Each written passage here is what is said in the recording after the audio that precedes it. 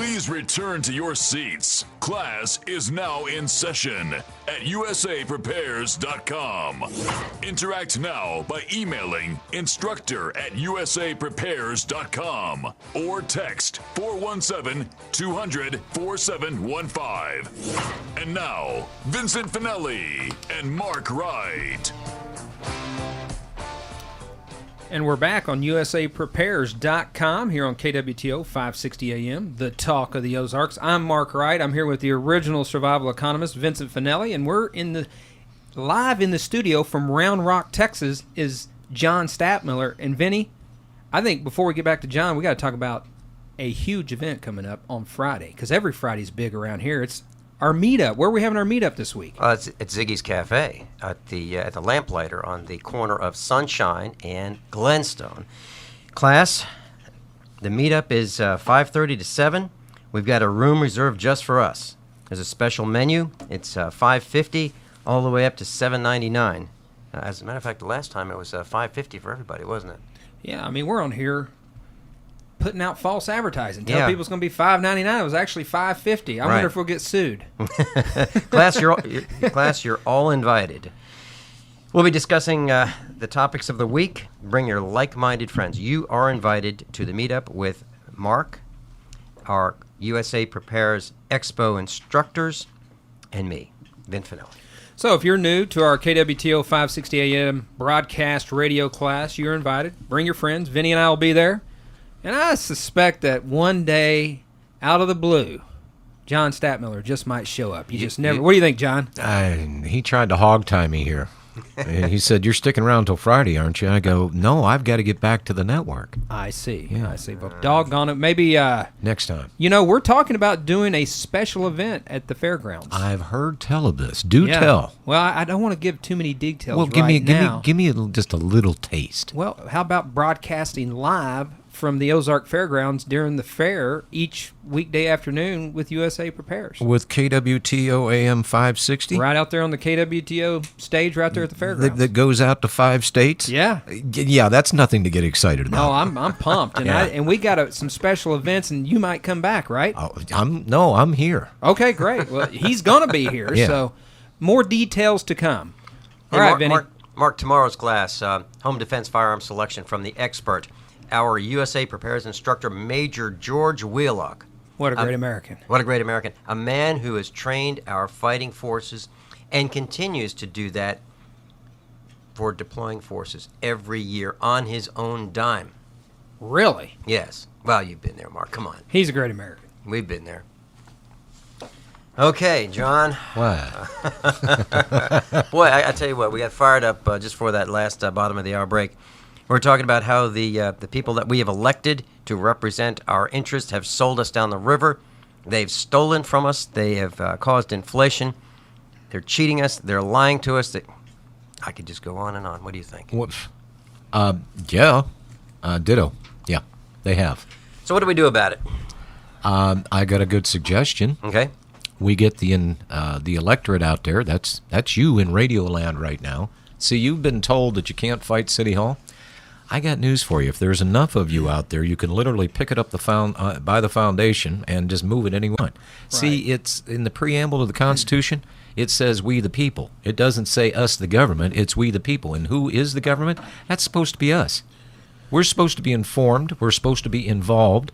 We're supposed to be the watchdogs of these people that we elect as being representatives. And all anybody wants to do anymore is play politics. Oh, he's a Republican. Oh, he's a Democrat. Well, he's an independent. No, let's go back to what founded this country, why we had a stellar incline here, the richest, freest nation, and the happiest people on the face of the planet. How do you think this happened? Was there a good Texas tailwind blowing? What happened? What made us that way? I'll tell you what made us that way. It was freedom and liberty.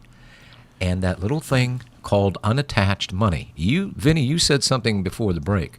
You said inflation. That's a misnomer. It is devaluation of our currency. Mm-hmm. How did that happen? Mm-hmm. Federal Reserve, 1913. Okay. What's the solution to this problem? That Washington, D.C. has the open checkbook with Ben Bernanke and the boys in Wall Street and the corporations? State banking. It will still be fractionalized reserve banking. Here's the difference. What happens to the profit on the mortgages and all this stuff that the banks are doing? It goes into their pockets as profit through the Federal Reserve. You can call it a tax if you want on their instruments that you're using, whatever. Call it what you will.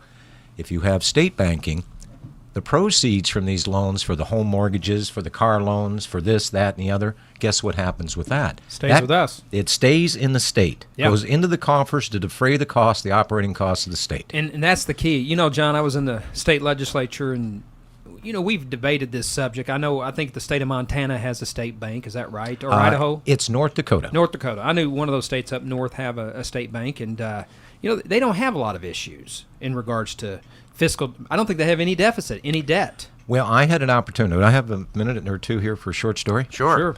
A couple of months ago, I had the opportunity. I was with the NFIB. I was invited in. That's National Federation of Independent Businesses.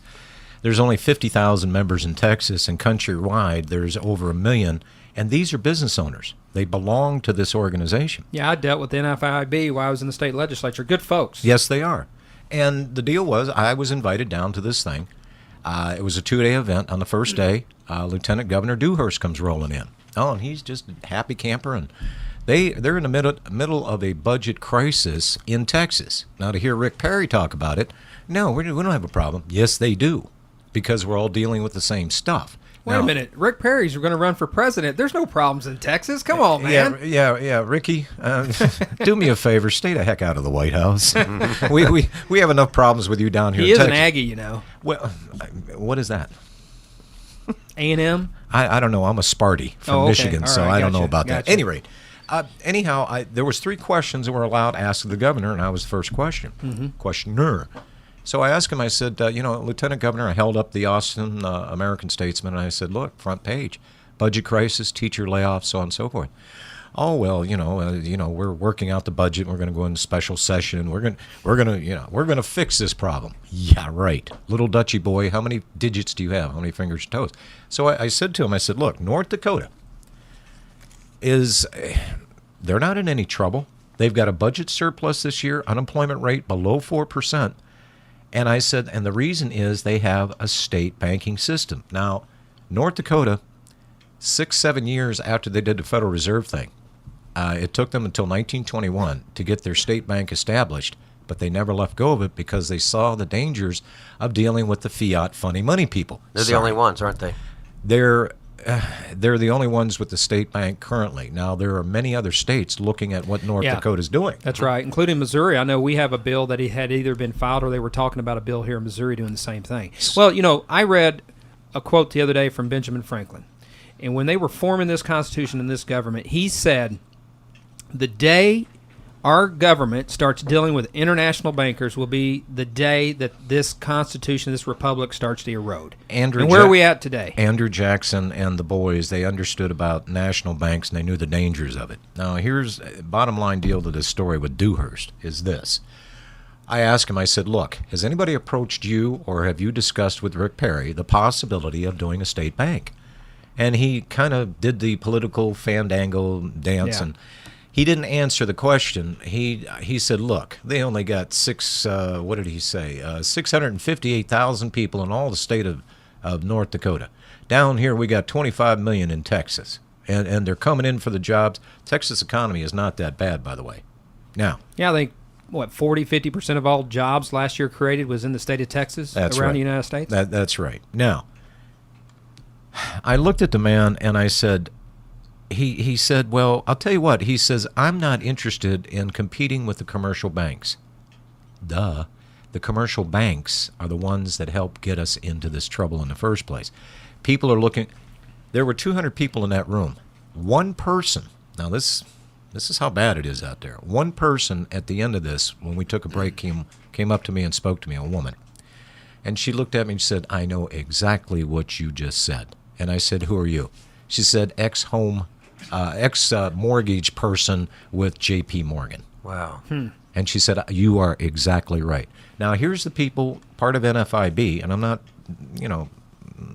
not speaking against the NFIB. I'm talking about the intelligent quotient out there the base of knowledge that people have about our country, about our economy, what makes things work. So they fall for anything that these silly politicians say. The politicians don't know how to fix this problem because using this very same system, there is no solution to this. Well, the special interests are so ingrained. We had Nick from Nixa call during the break, and he said, Mark, I got the solution to the problem. Cut the size of government, cut departments, cut divisions. And that's exactly right. As we've seen the federal government grow, and more power, more debt. But Mark, what is the first argument you'll have against that? Well, those are jobs. Why do you want to eliminate those jobs? Well, that's the problem with government. That's why they won't cut, is because, there are jobs. The number one growing sector as far as the economy right now is government jobs. Does the government produce anything? Does it make a profit? No, nothing. It's just a gigantic black hole to keep sucking stuff in. That's right. And can't make any decisions. I have never met a bureaucrat that can make a decision without checking with somebody else. Well, without first wetting his finger and putting it in a wind. Let's not forget that. That's exactly right. That's for sure. Well, guys, let's continue this on the other side of the break. I'm Mark Wright. I'm here with and we're going to take a quick break, and we'll be right back. The area and charges may vary. There's something. This can be sliding. What are today's hot? God, you're Take my when you go to DC for 2 seconds during the Class is back in session. Turn up the volume. USAPrepares.com with the original survival economist, Vincent Finelli and Mark Wright. This is USA Prepares, where converging threats are confronted daily, and we are talking about the converging threat of overgrown, massive, mega government. And we got to do something about it, boys. You know what, Vinny? We got to say thank you to our good friends at SwissAmerica.com. We sure do, and we have a book that's available for free. Class, The Inflation Deception. This book is free to our class. Call 1-800-630-1498. That's a special number just for our class, USAPrepares.com. 1-800-630-1498. One more time. 1-800-630-1498. The Inflation Deception. Destined to be a bestseller. And what are they going to learn when they read that information? They're going to learn about the devaluation of the purchasing power of their dollar. They're going to learn how... They're going to learn how to preserve their wealth. You bet. Through precious metals. It's called your insurance policy, folks. If you have been told by your stockbrokers, oh, no, put your money in the 401ks, buy stock, you better talk to Swiss America. I heard a program on another network, and they were talking about staying in their 401k. Stay in your 401ks. I couldn't believe it. Bob Chapman said, get out right now. I think I know who you're talking about. We're not going to mention any names. No. But, John, you are a proponent of precious metals. Is that correct? Have been for 20 years. Imagine me 20 years ago telling bankers within your lifetime you're going to see our banking system collapse.